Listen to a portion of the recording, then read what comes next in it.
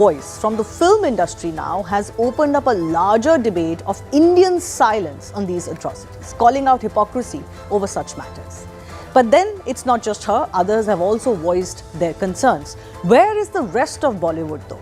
Because this is the same industry that united so passionately about what's unfolding in Gaza, for example. Their social media feeds were flooded with statements, hashtags, calls for justice. They're also very vocal when minorities are attacked in India. But then, why does the same passion not come out when Hindus are attacked? In India, the moral argument made is that Hindus are majority community in India, so it doesn't need the same amount of attention. But then why not about Bangladesh, where Hindus are indeed a minority? Do celebrities have a favorite cause or community that they like to speak up for only? And has Bollywood's hypocrisy finally been called out by its own?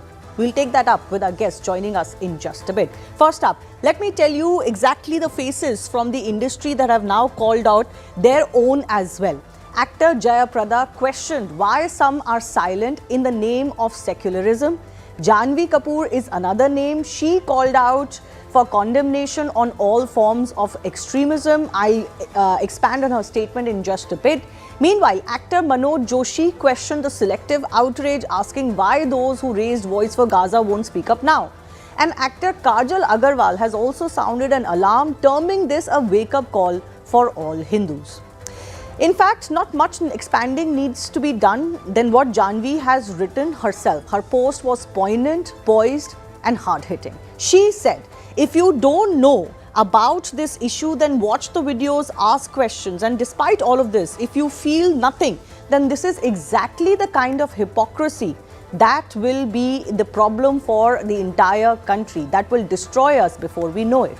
She added, we will continue to cry about things halfway across the globe while our own brothers and sisters are burnt to death.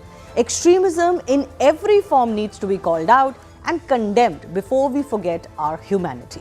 Let me remind you why we are raising this issue, because the eyes that were once on Rafah, for example, seem to be looking away now.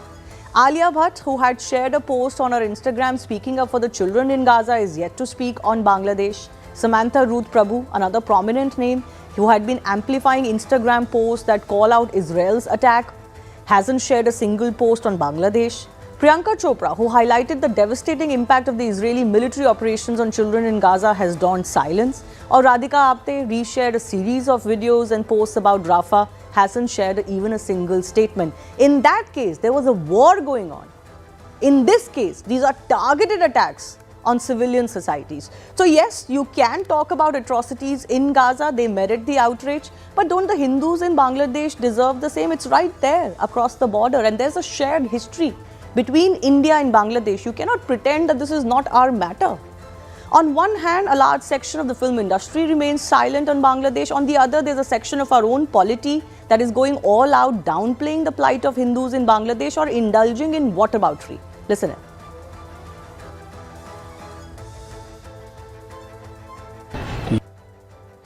ये जो हालात हमारे देश में हैं, यहाँ वही धर्मांध फैलाने वाले कट्टरपंथी ताकतें जो हैं, जिस प्रकार से अल्पसंख्यक समुदाय के खिलाफ जो कार्रवाई कर रहे हैं, वही रिएक्शन वहाँ पर उस प्रकार का हो रहा है। हम बांग्लादेश में जो हमारे हिंदू भाइयों के साथ हो रहा है, ईसाइयों के साथ हो रहा है, उसकी घोर निंदा करते हैं। मगर जो लोग इसको जेनोसाइड कह रहे हैं, कहाँ से जेनोसाइड है मुझे बताइए आप। यहाँ के लोगों को उसकी क्या फिक्र? जो लोग हिंदुओं का दम भरते हैं, उनको सरहद के पार हिंदू मर रहा है उसकी तो फिक्र है, लेकिन अपने देश के अंदर मुसलमान मर रहा है उसकी फिक्र नहीं है। बहुत पूरी बात समझी गई है। वहाँ जो हुआ वो गलत है, वहाँ होता है। यहाँ ये यही करते हो ना आप, यहाँ मुसलमानों का लिंचिंग का कम करते हो, लेकिन यहाँ हो रहा है वहाँ इसलिए उधर होना चाहिए, ऐसा बिल्कुल नहीं। Even as the entire country, the world is crying for justice for Hindus, there are tears for Gaza alone, but silence on Bangladesh. Has Bollywood's hypocrisy been called out by their own? That's coming up.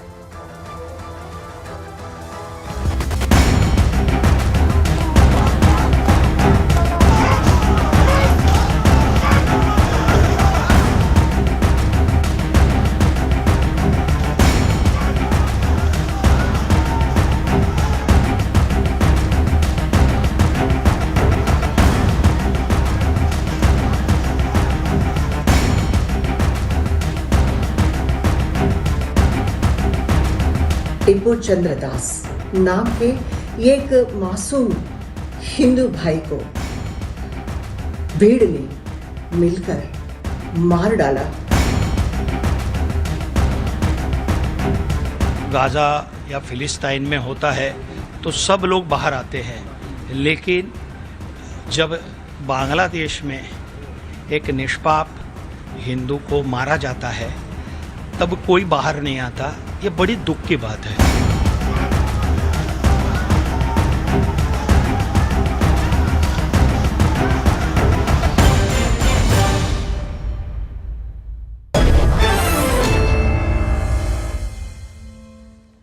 First up, I want to go across to Sudipto Sen, director of the Kerala Story, a Bengali filmmaker himself. I want to begin by taking your view, Sudipto, on what's happening in Bangladesh. Several people from Bollywood have spoken out. Your thoughts on what is transpiring in our own neighborhood?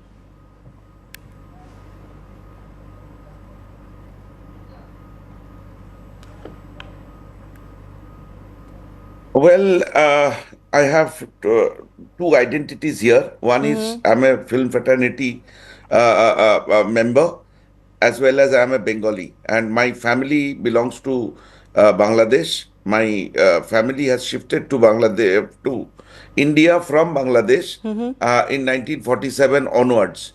So we have, like many other Indians, we have a strong stake in Bangladesh, and what is happening now these days in Bangladesh is barbaric. It is manslaughter. It is we are enraged. We are angered, and I think this must be stopped right away. Speaking as a member of the film industry, though, even though somebody like Janhvi Kapoor, who's a very big face in her own right from the industry, has now called out the hypocrisy from within the industry, saying you talk about things happening halfway across the globe, but not many are talking about Bangladesh. Do you agree with her? And did this need to be called out? Absolutely. Honestly speaking, you know what? Recently, I was in Israel, and I went to those areas where this manslaughter of 7th October 2023 happened. I went to those areas, and everybody was writing about the killing of Gaza children. Strangely, nobody is writing about those in 6 hours. 1,700 people been slaughtered by the Hamas in Gaza, Israel side of the Gaza. Yeah, and nobody is reading. So I am extremely frustrated, extremely enraged with this industry people of my compatriots, that why they are so silent, why they are so selective about their reaction. We can talk about that all eyes on Rafah. We can't talk about all eyes on Bangladesh Hindus. It is the situation in Bangladesh in last 3-4 months is so horrific that I am surprised to know that the film fraternity, the artist community, the painters, the writers, and interestingly, Bangladesh always led the cultural community in the world. You know that World Language Day, it is 21st of February, where 6 young students of Dhaka University gave their life, and whole world celebrate those life as a world language day. Today, when Dhaka has turned into the terror state, Dhaka has turned into the state of the hooligans. Not a single voice is been erased from Indian film industry.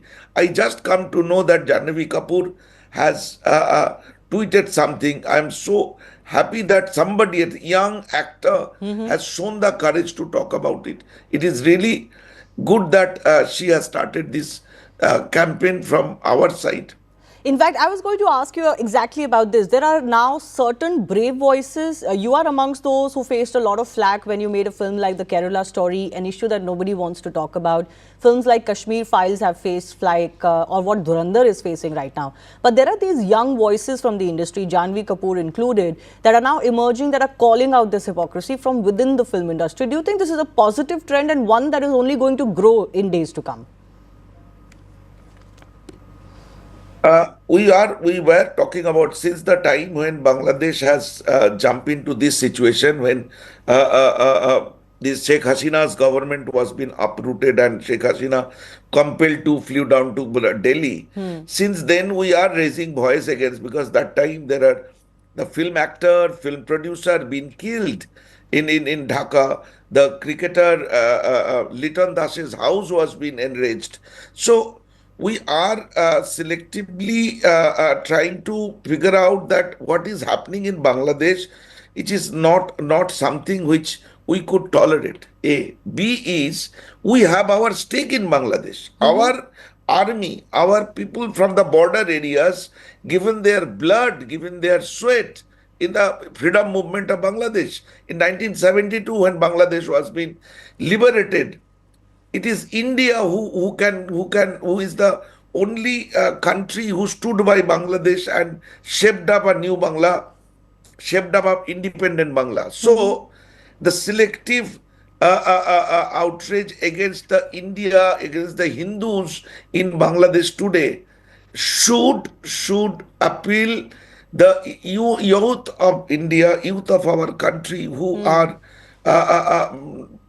understanding at this point of time that it is that Islamic fundamentalism which is causing this trouble in Bangladesh, and it is not any stray incidents. It is going to be a major impact on the youth of our country when a large number of Bengali youths in the long 3,000-kilometer Indian border, India-Bangladesh border, the huge number of Bangladeshi youth are illegally crossing the border due to the unrest in their country. I get what it has you a say. long-lasting impact in our economy, in their future career. So, besides the fact of the barbaric attack on the Hindus, we have reason to be concerned about this influx of refugees once again. Yeah, but that's not a fashionable issue to talk about from the woke industry. But I'll leave it at that. Sudipto Sen, thanks a lot for joining us and setting up this debate for us. Let's open this up to our other guests joining us.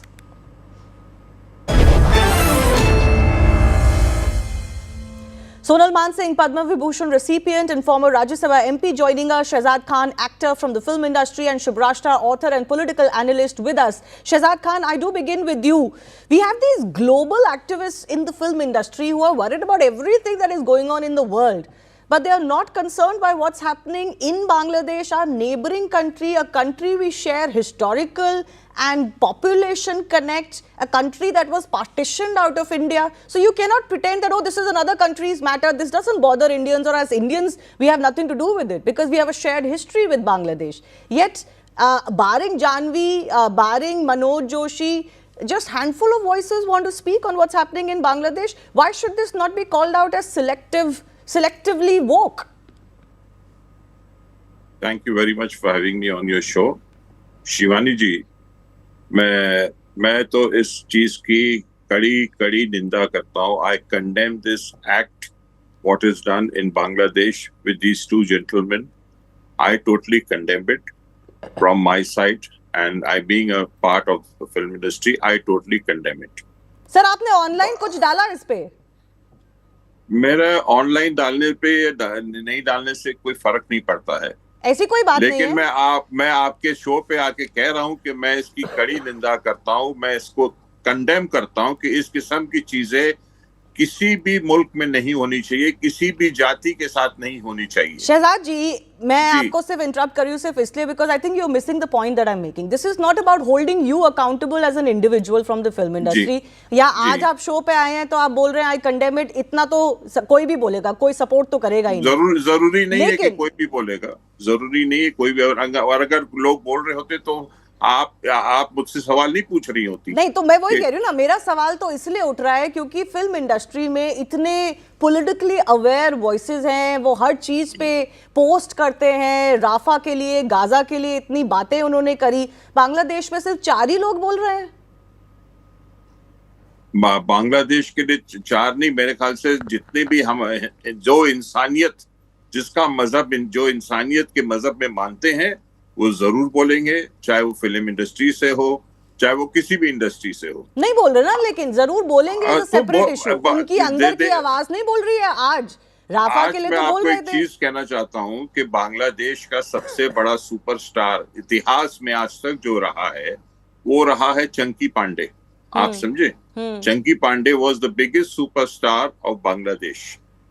तो अब हर आदमी की अपनी अपनी वो होती है कि वो बोलना चाहे नहीं बोलना चाहे, वो that is up to them. No but आप मुझे ये बताइए, आप मुझे भी बताइए Shahzad ji, before I open this up, ऐसा क्यों है कि जब इंडिया में अगर माइनॉरिटीज पे अटैक होता है तो बॉलीवुड स्टार्स बोलते हैं, बोलना चाहिए उनको, ऐसी बात नहीं है कि नहीं बोलना चाहिए, लेकिन जब वो इतना पॉलिटिकल एक्टिविज्म करते हैं तो उनके ऊपर एक्सपेक्टेशन होती है कि जब बांग्लादेश में माइनॉरिटीज पे अटैक होगा, जो हिंदू माइनॉरिटीज है, तो वो उस पे भी बोलेंगे। क्यों, मतलब इतना घबराते क्यों है वो हिंदूज के लिए बोलने पे? मैंने तो ऐसी घबराहट नहीं देखी मैडम। आप तो साइलेंस क्यों है ये? साइलेंस को क्या, भी क्रिसमस का मौका है, लोग हर आदमी अपने अपनी चीजों में मसरूफ है, वो अपने ट्विटर पे कहें बोलेंगे, जब उनको वक्त मिलेगा दे विल डेफिनेटली से। वक्त नहीं मिल रहा है उनको, ओके आई अंडरस्टैंड दैट। इतने बड़े बड़े लोगों को वक्त नहीं मिल रहा है इंस्टाग्राम पे पोस्ट डालने के लिए। हो सकता है नहीं मिल रहा हो सकता है हर आदमी अपनी अपनी चीज। Sonal Mansingh, what do you think about this? Is this selective silence, or is this just, a matter of timing right now? People are busy in festivities, as if they weren't speaking when other festivals were also going on in India, and when the Israel and Gaza offensive was going on.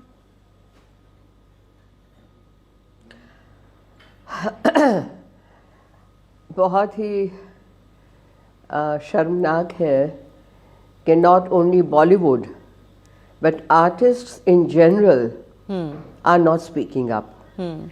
मैं तो I'm a stage artist, so मैं ये देख रही हूँ कि बड़े बड़े उस्ताद, बड़े बड़े पंडित, बड़े बड़े नृत्यकार, कोई मुंह खोल के नहीं बोल रहा है, और उसमें भी बंगाली कलाकार भी बहुत सारे हैं। चलिए, जैसे इन्होंने कहा कि फेस्टिविटीज़, लेकिन फेस्टिविटीज़ तो चलती रहती हैं। हमारे यहाँ तो 365 में से 300 दिन तो कुछ न कुछ एक डे होता है। पॉइंट इज के आमार सोनार बांग्ला आमी तोमाय भालोबाशी, ये उनका राष्ट्रगीत है जो नजरुल इस्लाम जी ने लिखा। और Nazrul Islam and Rabindranath Tagore, they were contemporaries. और नजरुल इस्लाम के नाम को, उनके घर को, या ये सारा जो भी चला है, उसमें शायद उनको भी अपमानित किया गया है बांग्लादेश में। तो बांग्लादेश की जो परिस्थिति है, देखिए, हम तो अभी ये 2 इंसिडेंट्स की बात कर रहे हैं, हम कैसे भूल रहे हैं कि पिछले वर्ष क्या हुआ, इसी वर्ष के शुरुआत में क्या हुआ, जो बिल्कुल एक पॉलिटिकल ना हो के ऐसे आसुरिक डेमोनिक उसमें चला गया, एक गड्ढे में, कि इसकी जोड़ी अभी मिलनी बाकी है। यानी हम तो ये कह रहे हैं कि जो यहाँ की पॉलिटिकल पावर्स हैं, जो कह रहे हैं ना कि जो नेपाल में हुआ, जो श्रीलंका में हुआ, वो भारत में होगा, जो बांग्लादेश में हुआ। अरे भाई, चाहते क्या हो आप? जब आपको कहना चाहिए कि ये शर्मनाक है, इसकी हम कड़ी निंदा करते हैं और सरकार से हाथ जोड़ के विनती करते हैं कि कुछ कीजिए, हिंदू को मुंह छुपाने की कोई जगह है कि नहीं है, क्योंकि ये तो हिंदू राष्ट्र नहीं है, ठीक है ना, ये तो सेक्युलर राष्ट्र है। हिंदुओं पे जो अत्याचार यहाँ पर भी हुए, वहाँ तो हो ही रहे हैं, पाकिस्तान में हो रहे हैं, और हम लोग बस बोल के रह जाते हैं। मैं तो नहीं जानती कि what are the political compulsions, but it is true that our society, our civil society is not coming up. एक ऐसा बवंडर मचना चाहिए कि इससे हिल जाए, पता चले कि भाई भारतवर्ष उठ के खड़ा हुआ है कि ये नहीं हम चला लेंगे। Yes, and this is where, किसी ने कुछ कहा, किसी ने tweet, and this is where prominent voices play a big role. And this isn't even about hypocrisy on what happens in India or outside India. Shubhrashta, at one level the argument is made, let's see, we want to focus on our own country. If that is true, then why were you so vocal about Gaza? And if that is justified, why can't you speak about Bangladesh? But let me remind you that actually this selectivity has been there for Hindus in India also. How many people speak up or spoke back then? Chalo, tab to social media nahi tha. How many people have even spoken up today to what happened to Kashmiri Pandits in Kashmir? That was India, right? That was also a minority in the Muslim majority state of Jammu and Kashmir. When Kashmir Files gets made, it becomes propaganda. So basically, the victim is Hindu, then we are not activist, because it's not considered secular and liberal to condemn Hindu killings. So I need you've asked me to give a comment, right? Yes, yes, go ahead. You've summed it up perfectly. I would just want to add as to why these things seem so revealing, and none of them are entirely comfortable to acknowledge. I think there are three things. First is the moral language that has become so performative rather than bearing weight, that every outrage in this country today follows a grammar of recognition. So if you're speaking something which is understood, rewarded, and echoed by global platforms, you would do so. Yeah. If it is echoed by your peer circles, you would do so. But when a situation, say for example in Bangladesh today, sits outside that grammar, then people become very, very cautious about their posture, their discernment, and and they begin to take pause. So as Mr. Shehzad pointed out, there's Christmas going on. So let us pause the season of outrage and let us be performative when it suits us. The second, I think, problem is this proximity to Bangladesh, which alters our language of courage. And I say so because, as he again Mr. Khan rightly pointed out, Chunky Pandey is a big, star in Bangladesh. Bangladesh is not far away. It's threaded into our history, culture, memories of partition and all of that. Now, to speak of this risk in an unsettling relationship is to offer your professional, ideological, and even personal, leeway to a country, which one wouldn't want to do for purely commercial interests. So distance allows us to become very clear in what our politics is. Closeness demands responsibility of us. And I don't think anybody in the film fraternity today has the guts to take that responsibility. And when I say anybody, I mean the institutions which are there in film industry, whether formal or informal. I also think, third reason being, that dissent has become very narrow. The whole, architecture of defense.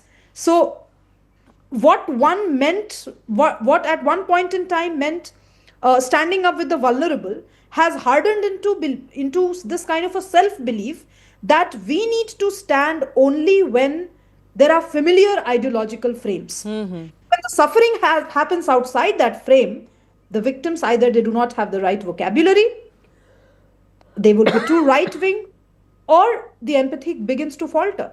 And this is not accidental. Let us not assume that this is all accidental. This is a quiet discipline of dissociating oneself from any kind of uncomfortable positioning. Exactly. What Anything that goes beyond your very narrow prism of what ideological boundaries you believe in and what you don't believe in. And Hindus, unfortunately, have become the victim, that because, I'm guessing what you're pointing out to, that because, let's say, a party like the BJP, groups like the RSS, VHP speak for Hindus, therefore we don't want to stand up for Hindu or Hindu suffering, because then it could be alleged that we are, furthering the agenda of these political entities or religious entities. But this is again where the selectivism comes out. Shehzad Khanji, I want to ask you one more time, is it commercial interests, global interests that keep Bollywood members from speaking out on certain issues? देखिए, each one for himself and God for all. मैं अपनी बात कर सकता हूँ. आप अगर चाहेंगे कि मैं शाहरुख खान की या सलमान खान की या आमिर खान की बात करूं, तो वो ही बता सकते हैं कि उनका क्या है, क्या नहीं है, वो क्यों नहीं बात करते, वो क्यों नहीं बोलते हैं.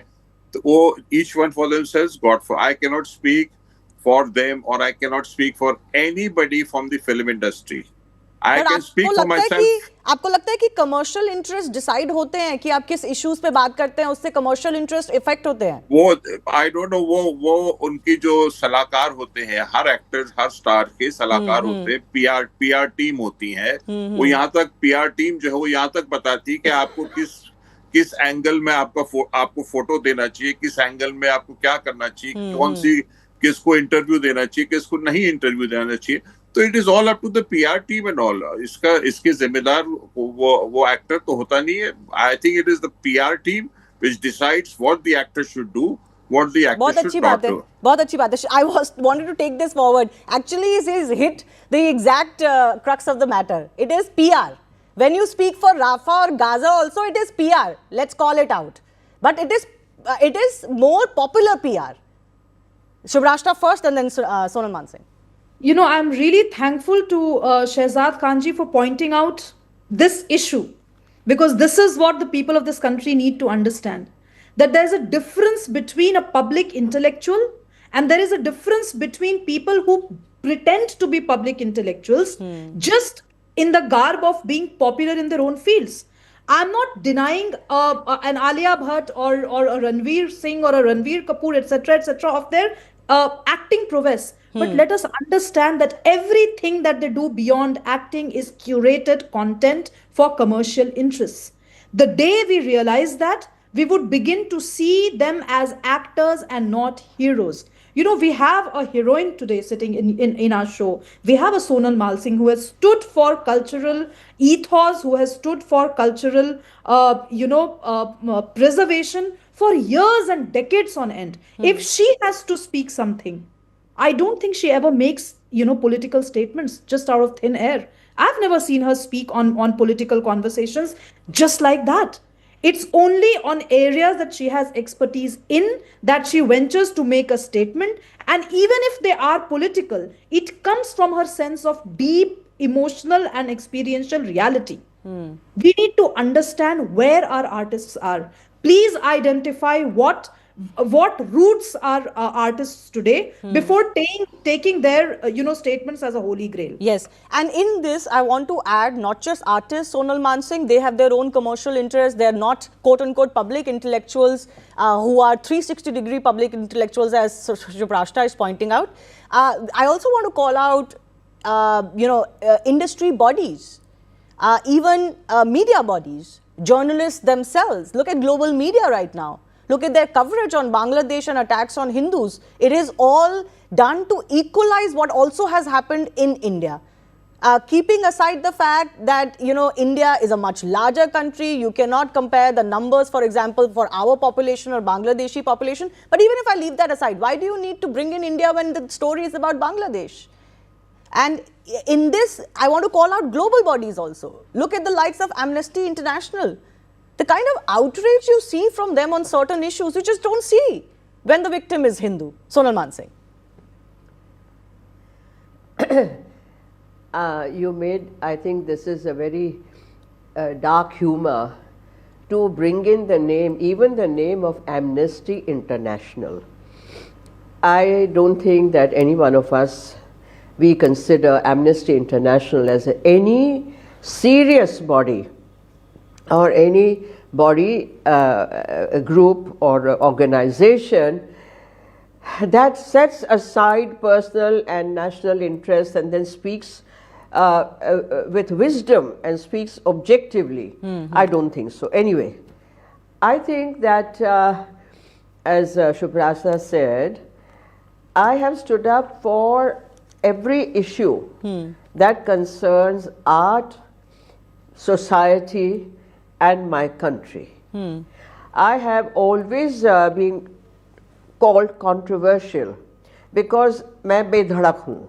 I have the courage of my convictions. I have never backfooted. I am saying that why only, Kanhaiya Lal and so many others, what has been happening over the past couple of decades especially? On one hand, the burgeoning population, I am speaking about one particular community, and then on the other hand, Hindus who are just sort of, they are looking here and there. What is the problem? The problem is not being able to think straight. The problem is not having the courage to speak up. People are scared. People are scared. Tomorrow somebody will come at my door, knock, and if I open, tadak. This kind of fear is there, let me tell you. And this is not artificial. I've spoken to so many of my students, their parents, my friends. They all say, yes, Guruji, yes, you are right. Yeah, we should do something. Do something as what? Then they say, हम क्या करें, हमारा अड़ोस पड़ोस है, हमारे बच्चे यहाँ जाते हैं, वहाँ जाते हैं, उनको कुछ हो गया तो. I think we need to be more realistic. Okay, but I understand. I would also agree totally with you. Yeah, that people should speak up. People should speak up. My point emotion. My point is, everybody is allowed their own agency. You want to speak up for one issue, you don't want to speak up for another issue. It's your right. But then, please, in society, don't project like you stand for all human rights and all communities and you are truly secular. You have your narrow visions and preferences, fine by me. Every individual is allowed it. But don't act holier than thou. I will only leave it at that message. I do thank our guests for joining us. Moving on, the stage is set for 2026 Tamil Nadu elections. The political face-off is escalating. In the latest development, Tamil Nadu Chief Minister Stalin has now attacked the BJP-ruled states, raising issues of unemployment and poverty. As he praised Tamil Nadu model, he says other states can take a cue from his state. This comes just days after the DMK also held a mega Christmas event in an attempt to woo minorities in the state. But will comparing Tamil Nadu against other states, and especially states that have been backward for a very long time, those states that BJP has come to power repeatedly recently, will that be enough to buck the anti-incumbency that many experts point out that the DMK is facing in Tamil Nadu? Now, here is what Stalin has said. He says there's a different India in BJP-ruled states where unemployment and poverty remain key issues. He also talked about crime, but he also mentioned that religious attacks are frequent occurrence in these states. He added that Tamil Nadu, however, is different. It has recorded 11.19% growth, and that it's the secular fabric of Tamil Nadu that irks the BJP. He has particularly mounted this attack on the BJP. While Stalin's attack is the latest flashpoint, both BJP and DMK have been at loggerheads over plenty of issues. The fund dispute for one, the DMK has accused the BJP-led centre of withholding funds worth 2,400 crore rupees under the Samagra Shiksha scheme to pressurize Tamil Nadu. BJP argues the funds released are according to procedures.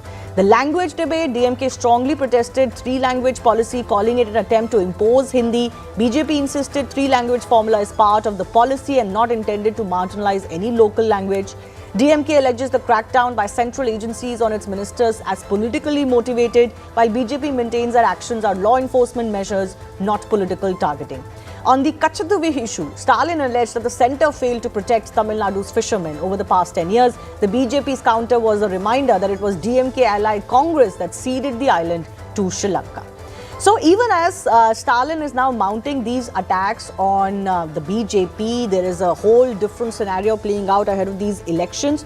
Will this attempt be enough as far as bucking the anti-incumbency against DMK allegedly is concerned? That's coming up with our guests.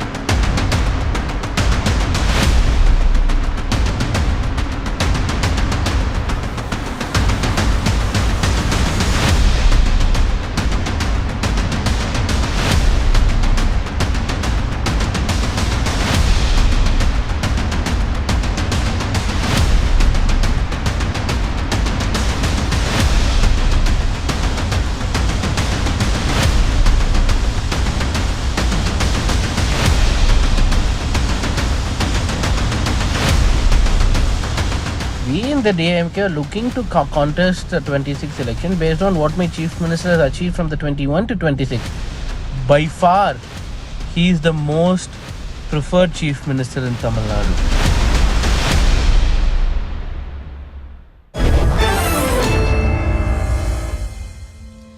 Kalyan Raman, spokesperson of Tamil Nadu BJP, Salem Dharanidharan, spokesperson of the DMK, and Suman Sriraman, political analyst, joining us. Sumant, I want to begin with you and then I will take it to our political analysts. What do you sense behind this attack? Like, why has Mr. Stalin particularly mounted this attack against the BJP, even though many of us, including experts like you, have been contending his bigger threat is coming from Vijay right now? No, I think the DMK wants to make this a election where they will again try to scare the people, saying otherwise if you don't vote for us, BJP will enter Tamil Nadu. I think that has been a very, very successful plank for them in the years past. So I think that they are believing that one more time they can do the same thing. Plus, this is also an attempt to rally the minorities towards them. We saw their stand on the Thiruparangundram issue, the way they have doubled down. You see, the chief minister has participated in Christmas celebrations like he does every year. I've never seen him participate in a Diwali celebration ever. So I think that these things will have to be weighed by the people of Tamil Nadu. And I think that now that the minority vote is also facing a threat from Mr. Vijay, I think that the DMK feels that it needs to double down even more and say that, if you don't vote for us, BJP will come. But if the threat is from Vijay, why is he attacking the BJP and not Vijay? No, because see, the basic idea is to tell people that we are the only ones who can save you from BJP. BJP is, you will do all this to you. And once BJP comes in, all these problems will come. So only we can save you. Vijay can't save you is the subliminal message that Mr. Stalin is sending out. It may not work. And increasingly, the level of anti-incumbency in the state is increasing by the day compared to where it was, say, 3-4 months ago. Today, it looks like a much, much more difficult election for the DMK than it probably looked in September this year. So I think that all of this is adding up. Still 4 months to go is a long time, so it's very difficult to make any predictions. Certainly the DMK seems to be on a very highly active mode. But Salem Dharanidharan, I want to bring you in here. When you hear of these kind of attacks being made, it kind of reads that there is a nervousness within the DMK that the BJP might be able to have more purchase in Tamil Nadu, which is why you're going out of your way to threaten a party that is barely even fourth on the table in Tamil Nadu. Yeah, I see. Whatever has been the wishes can't be asked as a question, right? BJP has always been in the fray in Tamil Nadu for the last 40 years, but the vote share has not crossed 5% or 4%. In some election, less than 1%. But of course, the union level, they are in power. There are some decisions that are taken that are anti-federal in nature, which go against the interest of the state, sometimes which go against the interest of the constitution. As a chief minister, he is supposed to raise those issues. And secondly, our ideology, that is DMK's ideology, is completely against the ideology of the RSS. So that they are an ideological enemy. That is why we fight them. It most often is not just about winning elections, it's about what the DMK's ideology is. We all know what ideology DMK has gone out of. We strongly believe in the secularistic fabric of this country. We strongly believe in religious pluralism.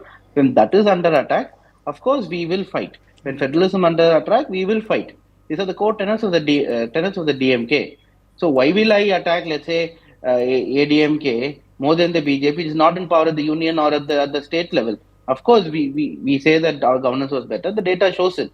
We highlight that. But at the union level, BJP is in power, and it's a job to highlight wherever they are erring, and they are continuously erring. So I don't know what is this question about. As far as because he compared Tamil Nadu to BJP ruled states. That comparison in itself suggests that he is putting the BJP on the same pedestal as a political challenger to you in the state, which is why I found the statement amusing, even as the greater challenges are coming from either the AIA-DMK, yes, BJP is an alliance partner, but a minor one. The challenges are coming from AIADMK or TVK, but you're comparing to BJP ruled states as if that explains is an answer to the challenge from Vijay or AIADMK. See, I think your question would have been more legitimate if BJP was contesting the election as a senior partner and AIADMK as a junior partner. It's already BJP has conceded that the election will be contested under the AIADMK with Edappadi Palaniswamy as the Yes, chief sir, precisely my point. Exactly. Precisely my But point. again, AIADMK is your challenger, right? Not but I'll tell you why. DMK. But I'll tell you why I'm coming there. Because time and again, BJP is coming and talking about Gujarat model, the model of growth under BJP. But I'll complete. But any socio-economic metric, you compare Tamil Nadu with Gujarat, Tamil Nadu is better in any socio-economic metric, or Bihar, or Madhya Pradesh, where they have been in power in the last 25 years, except for 1 or 2 years in between. Any socio-economic metric, number of doctors, I'm not denying that. I just have one more mortality question to ratio. ask you before I go So to then what is the Kalyan problem? Raman. Yes. Because he talked about attacks on minorities, for example, in other BJP ruled states, and fair enough, he can question that. He didn't mention the issue of Madurai at all. Why didn't he talk about the issue of the fact that there is a religious community in Tirupurunkandaram which is wanting to light a lamp, but the state is standing against that community? No. They have been lighting lamp for the last 200 years. The lamp has been lit. The only point is where. That will be decided by the temple and the temple authorities. That is not for others to decide, and that matter is long settled. There was a judgment, and then we went for impeachment of the judge. Both are unrelated. So that matter is over. It's not over. It's very much still legally under challenge. In whose mind? Is it in the people's mind? No. Is it in the BJP's mind? Yes. Is journalists' mind? Yes. This was a legal case to begin with, and the legal case is ongoing. And I think the debate in public mind is also not over. No. You might want to settle it, but I think there are enough questions that have been raised. The matter was always settled. It was only for TRP, for news channels, national news channels, that my issue was brought up again. That's all. So it's very convenient to blame everything inconvenient to TRP matrix. But I'll go across to Kalyan Raman. Kalyan Raman, interestingly, the DMK chief is talking about how, you look at these BJP ruled states, what governance have they been able to offer? There is poverty, there is crime, there is evil, even no safety for minorities in those states. And in context of Tamil Nadu, that is a legitimate comparison to make if the BJP ever wants to be a contender. First of all, here we have a character called M.K. Stalin, who is the Chief Minister of Tamil Nadu, who says January 15th is the Independence Day. That is the level of knowledge he carries, information he carries. And he is the only person arrested during the Misa period for non-Misa reason. And the reason is very well known to Salem Dharnidharan. Okay.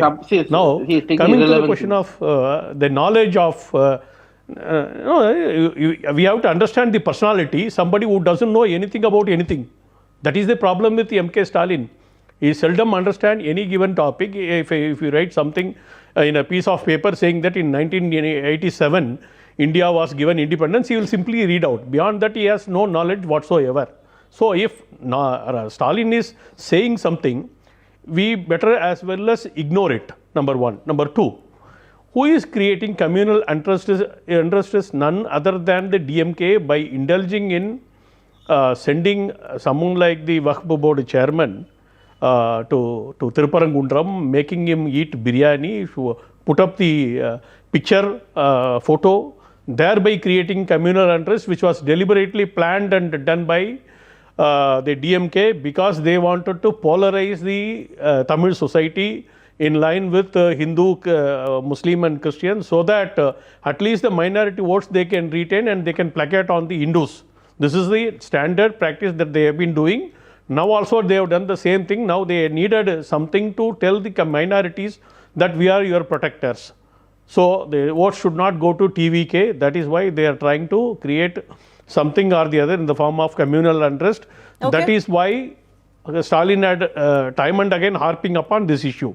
Number three, when it comes to the crime rate, in Tamil Nadu, the law and order has collapsed. That is why you don't even have a permanent DGP until this moment, despite Supreme Court direction. When you are defying the Supreme Court direction, you don't have any right whatsoever to talk about legality or constitution.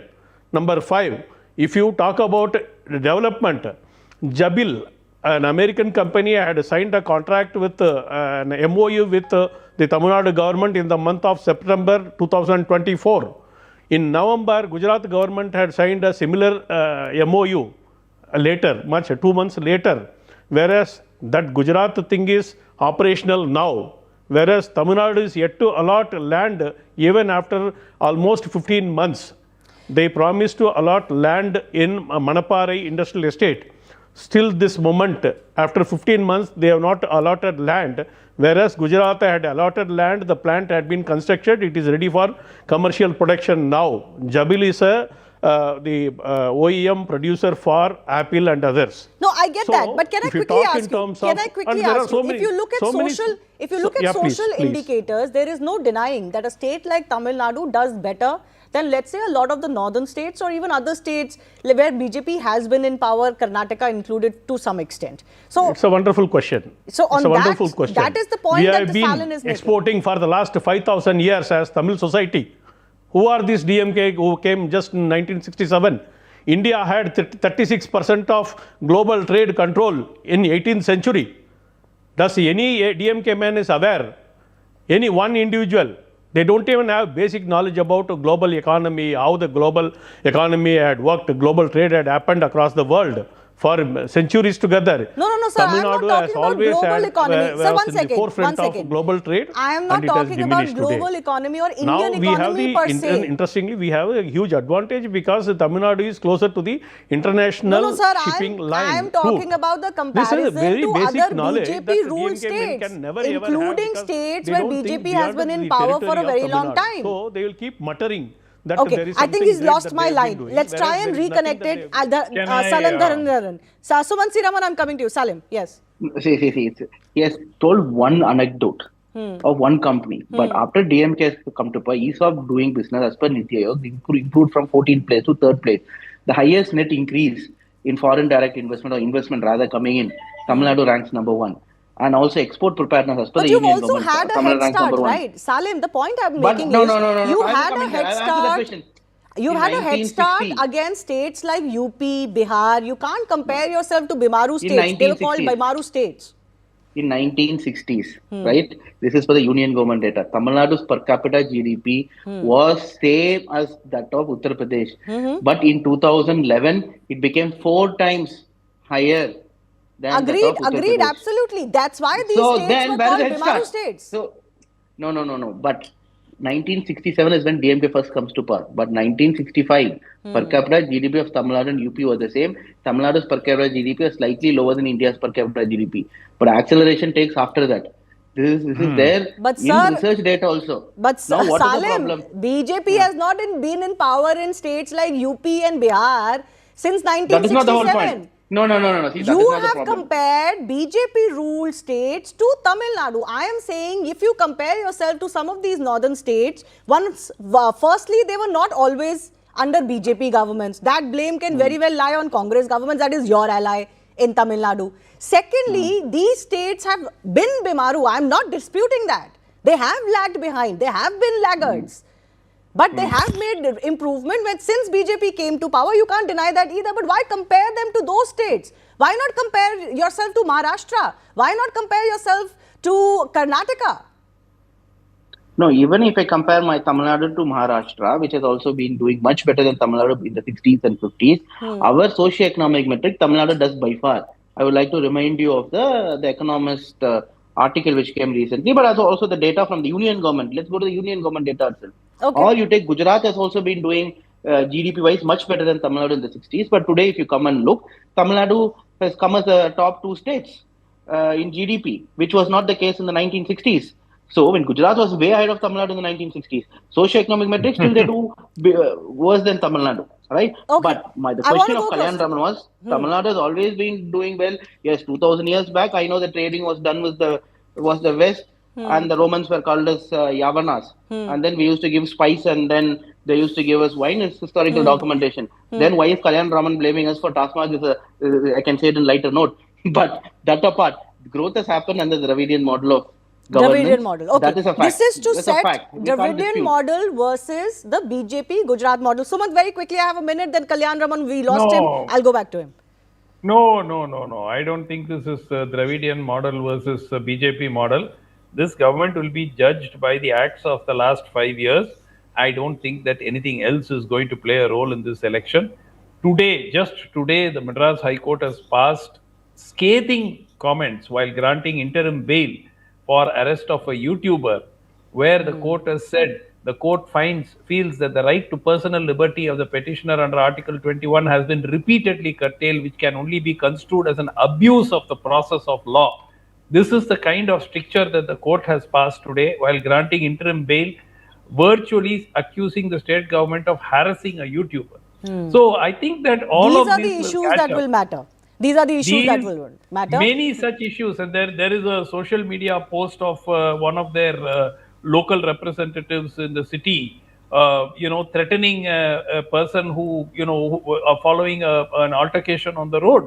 So these kind of things are what people see day in and day out. Yeah, they're not The going to Tirupura compare what Sundram- happens in Tamil Nadu per se to UP or Bihar or Madhya Absolutely, Pradesh or Rajasthan. absolutely. That's not the point here. Absolutely. That's not how local state elections function. But yes, they have been nationalized to a certain extent with the Property branding tax double of almost. Narendra Modi, for Property example. tax, Shivani, property tax is double. Electricity bills have shot through the roof. Virtually everything has gone up. And Okay. now all that they can do is keep saying BJP government has BJP not government. given us Okay. money. So BJP 1 lakh Hawa crore is not state going to debt. work. He is talking about revenue. State debt has doubled in 5 years. Okay. I have to 5.6 give lakh last crore 30 to seconds 10.5 lakh to crore. Kalyan Raman.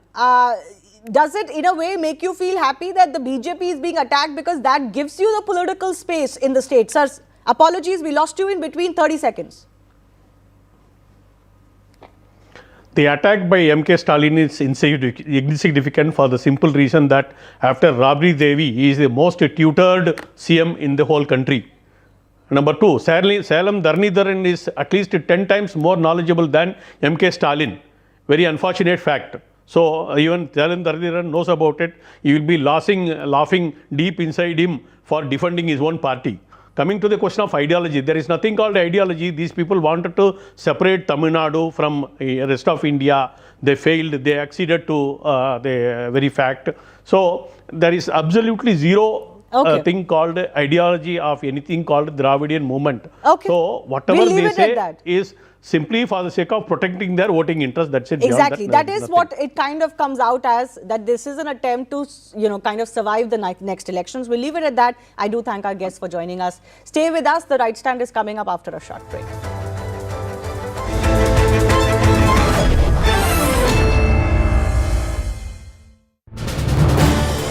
This is News 18 Network.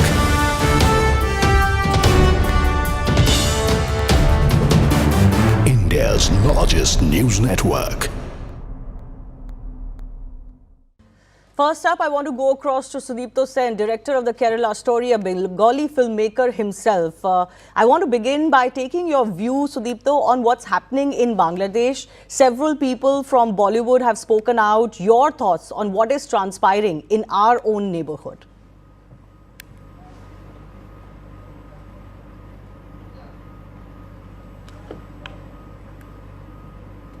Well, I have two identities here. One is I'm a film fraternity member, as well as I'm a Bengali, and my family belongs to Bangladesh. My family has shifted to Bangladesh, to India from Bangladesh in 1947 onwards.